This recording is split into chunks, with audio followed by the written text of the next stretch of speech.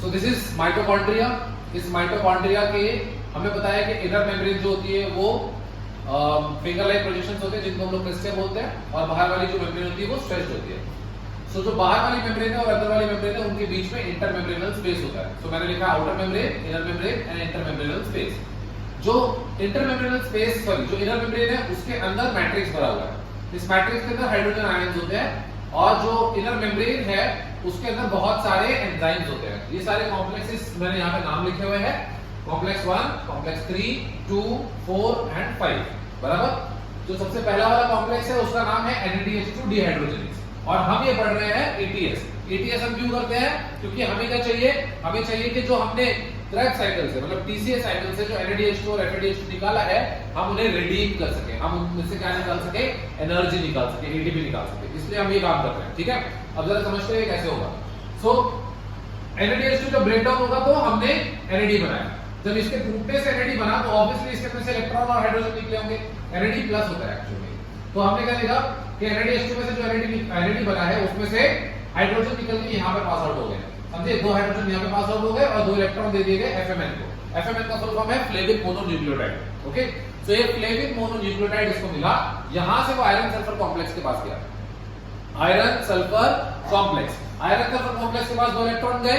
जब ऐसा हो रहा था हॉरिजॉन्टल ट्रांसफर ऑफ इलेक्ट्रॉन मतलब vertical transfer of hydrogen ion, मतलब 2 इलेक्ट्रॉन्स आई मीन 2 प्रोटॉन्स और ट्रांसफर हो जाएंगे, तो टोटल हो गए 4 प्रोटॉन्स। 4 प्रोटॉन्स यहां चले गए। अब इसके बाद ये जो इलेक्ट्रॉन्स है ये गए आयरन सल्फर कॉम्प्लेक्स के पास। आयरन सल्फर ये देता है यूबिक्विनोन को। यूबिक्विनोन के पास जैसे 2 इलेक्ट्रॉन गए उसने क्या किया, हाइड्रोजन आयन उठा लिए मैट्रिक्स से और बना दिया यूबिक्विनॉल। क्या बना दिया? यूबिक्विनॉल। यूबिक्विनॉल जैसे ही बना, यूबिक्विनॉल ने 2 हाइड्रोजन बाहर फेंक दिए। यहाँ पर 4H+ आयंस जो थे उसमें से 2H+ आयंस यहाँ से आ गए, मतलब जो हाइड्रोजन आयन यूबिक्विनॉल ने उठाए थे वो हाइड्रोजन आयन बाहर फेंक दिए। अब उसके पास इलेक्ट्रॉन है, इलेक्ट्रॉन में क्या करेगा, it will be given to cytochrome B. Cytochrome B हमारे साइटोक्रोम BC1 कॉम्प्लेक्स का एक हिस्सा है जो कि कॉम्प्लेक्स 3 है। Cytochrome B iron sulphur complex को इलेक्ट्रॉन देगा, आयरन सल्फर साइटोक्रोम C1 को देगा। साइटोक्रोम C1 एक मोबाइल मॉलिक्यूल कैरियर को देगा, इलेक्ट्रॉन कैरियर को देगा, जिसका नाम है cytochrome C। Cytochrome C movable है तो वो ट्रैवल करके नीचे बन जाता है, और नीचे कहां पर, कॉम्प्लेक्स 3 के पास। कॉम्प्लेक्स 3 का नाम है cytochrome C oxidase. Cytochrome C oxidase के पास जब इलेक्ट्रॉन गया तो वहां पर कॉपर A था, कॉपर A ने इलेक्ट्रॉन लिया, साइटोक्रोम A को दिया। साइटोक्रोम A से वो साइटोक्रोम A3 के पास गया, साइटोक्रोम A3 से वो कॉपर B के पास गया, और अल्टीमेटली वो टर्मिनल एक्सेप्टर के पास गया जो कि ऑक्सीजन है। That is the reason we take oxygen. हम ऑक्सीजन क्यों लेते हैं? क्योंकि हमें ग्लूकोज बनाना है बॉडी, सॉरी क्योंकि हमें ATP बनाना है, ग्लूकोज को तोड़ के हमें ATP बनाना है। तो वो ATP बनाने के लिए हमें इस पर्टिकुलर इलेक्ट्रॉन एक्सेप्टर की जरूरत पड़ती है। तो ऑक्सीजन हमारी बॉडी में इलेक्ट्रॉन एक्सेप्टर के जैसा काम करता है, समझ पाई मेरी बात। तो अल्टीमेटली ये इलेक्ट्रॉन्स ऑक्सीजन ले लेता है, तो उस ऑक्सीजन को बैलेंस करने के लिए 2H+ आयंस फिर से लगते हैं, और यहाँ पे बनता है वाटर, और इसी वाटर को बोलते हैं मेटाबॉलिक वाटर, ओके। और उसी वक्त जब ये इलेक्ट्रॉन ऐसे ट्रांसफर हो रहा था तो उसी वक्त बाहर से हाइड्रोजन आयंस अंदर आ गए, समझे। और उन हाइड्रोजन आयंस ने यहाँ पर एक प्रोटॉन ग्रेडियंट बना दिया, समझा या नहीं समझा?